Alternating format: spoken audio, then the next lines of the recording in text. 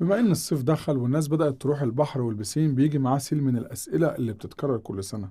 هل الحمل ينفع تنزل واللي عندها الدورة والأطفال الصغيرين والمياه المالحة ولا الكلور بيضر؟ خلينا أجاوبك ببساطة كده. الحمل لو حملها طبيعي ومفيش مشاكل تقدر تنزل البحر أو البسين عادي، وده ممكن يكون مفيد كمان لتخفيف الضغط على الظهر والمفاصل.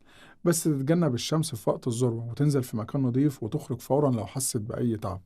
اللي عندها الدورة الشهرية مفيش ضرر مباشر من نزول البحر أو البسين، لكن الأفضل تأجيل النزول خصوصا أول يومين، ولو مضطرة تنزل يبقى الفترة قصيرة جدا وتختار مكان نظيف وتغير الهدوم بسرعة أول ما تطلع.